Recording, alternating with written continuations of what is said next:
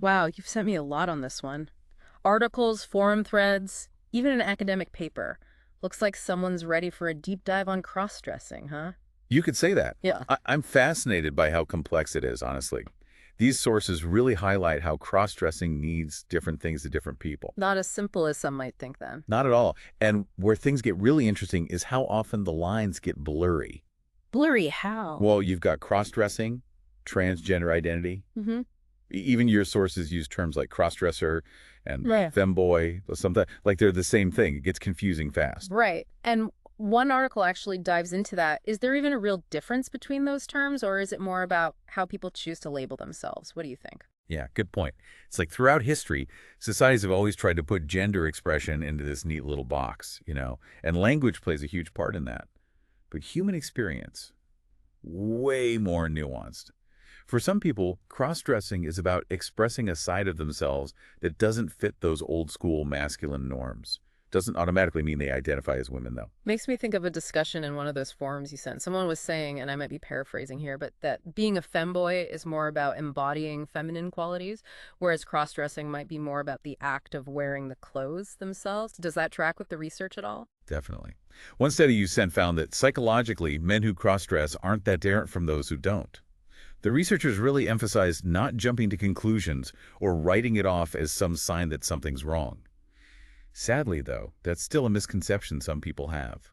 Which, thinking about it, makes those historical examples of cross-dressing as punishment even more disturbing, doesn't it? Like Yeah. using it to humiliate men seen as not manly enough by whatever standard. Exactly. Shows how deeply ingrained these gender norms are, and how societies have often used clothing as this tool to enforce conformity. And speaking of history, one article mentioned this place in Barcelona called On Femme. It's a safe space specifically for men to explore their feminine side. I gotta say, that one piqued my curiosity. Understandable. It says a lot about the need for those kinds of places. Clearly, for many men, the desire to express this side of themselves isn't met with a whole lot of understanding or acceptance in their everyday life. You know, Spaces like On Femme offer belonging, freedom.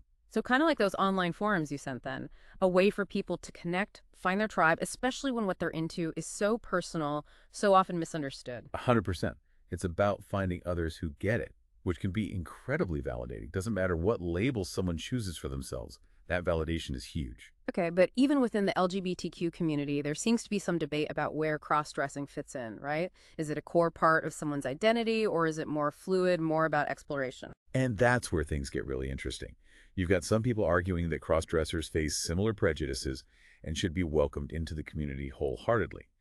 Then you've got others who feel it's more about personal expression, not necessarily tied to sexual orientation or gender identity, the whole spectrum, even within the LGBTQ community itself. And it's amazing how those personal stories you shared really show how different those experiences can be. Some people talk about this feeling of being more themselves when they're cross-dressed. Right.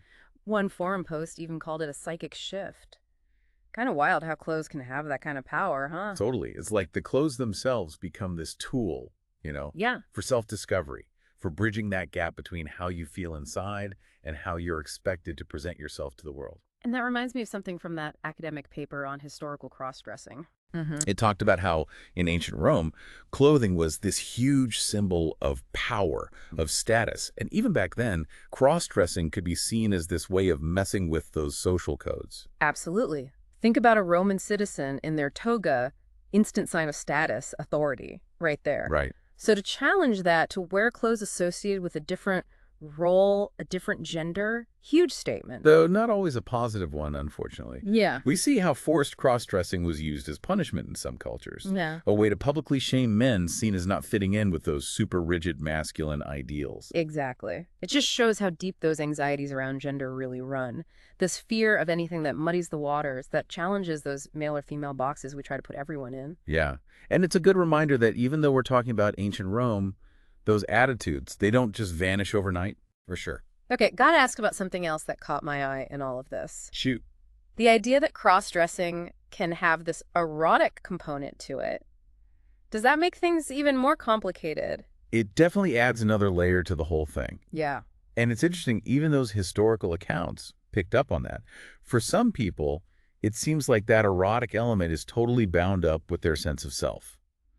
For others, it might be a completely separate part of the experience. So we're back to that spectrum idea then. Seems like it. There's just no single right way to understand cross-dressing, is there? Even though it's something that's been around forever. And that's so important to keep in mind. If we try to boil it all down to one simple explanation, we miss the richness, the complexity of what people are actually experiencing. Like, take one said. Again, for example, Okay. for some of those guys, it might be mainly about exploring that feminine side of themselves. But for others, there might be that erotic element, a way to connect with their sexuality in a safe space. It makes you think, how much of this is about pushing back against what society tells us is okay, and how much is about self-discovery? Is there even a clear line between the two? That's the million-dollar question. And I honestly think it depends. Right. For some, it might be a very conscious rebellion against those expectations. But for others, it might be more about a personal journey, exploring different parts of themselves, figuring out who they are. And in some of those forums, you actually see people wrestling with those very questions, like, where do I fit in? Am I a cross-dresser, a femboy, or something else entirely? Absolutely. That search for identity, for a label that feels right, it's something so many people struggle with, no matter how they choose to express their gender. And it makes sense that those online communities can be so important then, especially when you're figuring out something so personal. Right? It's like they need that validation, that sense of belonging, especially if what they're into isn't always accepted by everyone else. It's about finding your people. 100%. It highlights something so crucial about all of this. Yeah. Often, it's those spaces where people feel safe, being vulnerable, questioning things, exploring without judgment.